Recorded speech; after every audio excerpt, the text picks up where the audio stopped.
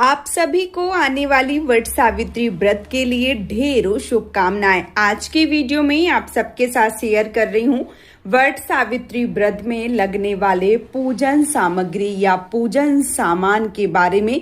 ये वीडियो जो है वो होने वाला है। पूजा में कौन कौन सा सामान लगता है, बहुत ही डिटेल से जानकारी आप सबको दूंगी, क्योंकि अभी जो वट सावित्री का व्रत है या जो वट पूजा है वो आने वाली है। और ऐसे में आप सब ये सामान नोट कर सकते हैं, फोटो क्लिक कर सकते हैं और वट सावित्री व्रत वाले दिन इसी तरीके से सामान आप लेकर और जो पूजा अर्चना है वो कर सकते हैं। तो चलिए मैं आप सबको दिखा दूं कि कौन कौन सा सामान जो है वो पूजा में लगता है। सर्वप्रथम यहाँ पे आप ये थाली देख पा रहे हैं, यहाँ पे मैंने फल लिए हैं। अगर आपके घर की परंपरा के अनुसार 5 तरीके के फल रखे जाते हैं तो आप वो रख सकते हैं। यदि आपके यहाँ खरबूजे केवल या आम रखे जाते हैं तो वो रख सकते हैं, या कोई भी फल जो है वो आप ले सकते हैं। यहाँ पे मैंने केले का जो भोग है, जो प्रसाद है वो रखा हुआ है। इसके साथ ही साथ चने का विशेष महत्व है, क्योंकि चने के प्रसाद के रूप में ही जो सत्यवान है उनके प्राण वापस किए गए थे, इसलिए चने का प्रसाद जो है वो आपको जरूर लेना है।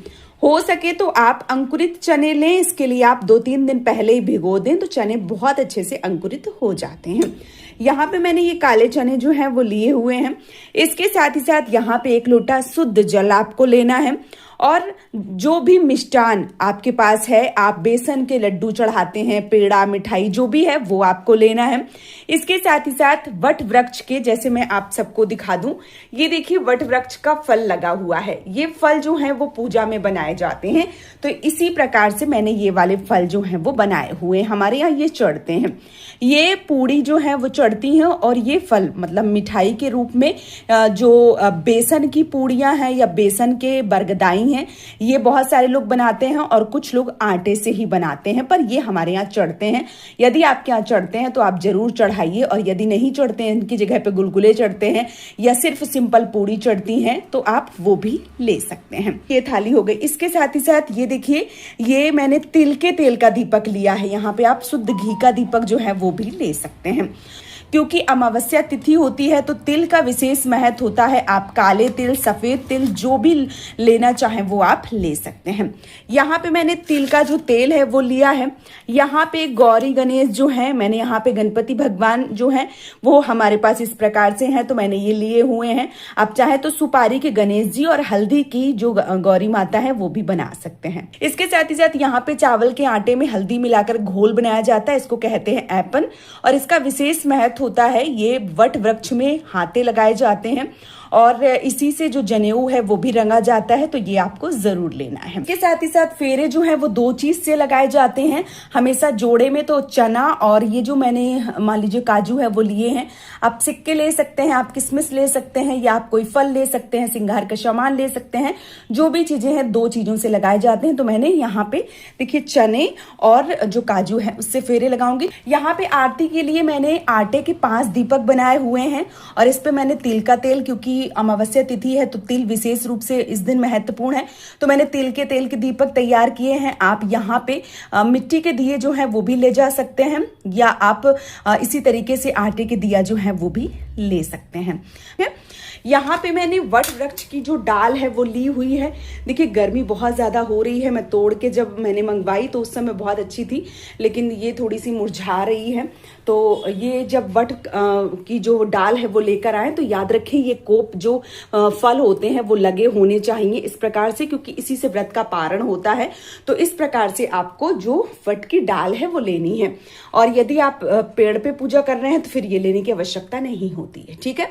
वट वृक्ष में पहनाने के लिए कोई भी लाल, पीला कपड़ा, सफेद कपड़ा, तो वो मैंने यहाँ पे पहना के रखा हुआ है। यहाँ पे आप सब देख सकते हैं, यहाँ पे मैंने, क्योंकि सिंगार किया जाता है वट के पत्तों का, तो मैंने यहाँ पे वट के कुछ पत्ते रखे हैं। यहाँ पे मैंने जो दुर्वा घास है वो रखी हुई है। कुछ मैंने पुष्प जो है वो अपने ही बगीचे से लिए हैं, और गर्मी होती है तो थोड़े कम फूल मिल जाते हैं, तो आप जरूर लें। ठीक है। और इसके साथ ही साथ ये जो फूल है, ये मैंने जो फल लिया है, क्योंकि ये फल जो है वो निगल के ही व्रत खोला जाता है, पारण किया जाता है।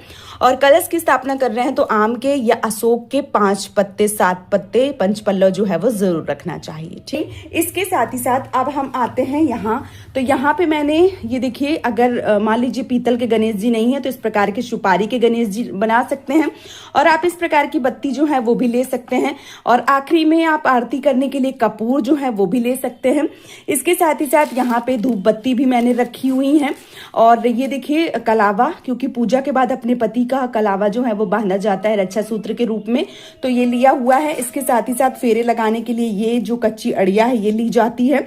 तो कच्चा सूत कच्ची अड़िया जो है वो आपको लेना होता है। यहाँ पे मैंने अपनी शादी का सिंदूरा रखा है, आप ये भी ले सकते हैं, लेकिन याद रखें इससे माता को सिंगार नहीं चढ़ाया जाता है, स्वयं लगाया जाता है, क्योंकि ये जूठा सिंदूर होता है। और जो आप चढ़ाएंगे नई डिब्बी का, उस डिब्बी का इसमें डाल सकते हैं, लेकिन इससे माता को नहीं लगा सकते हैं।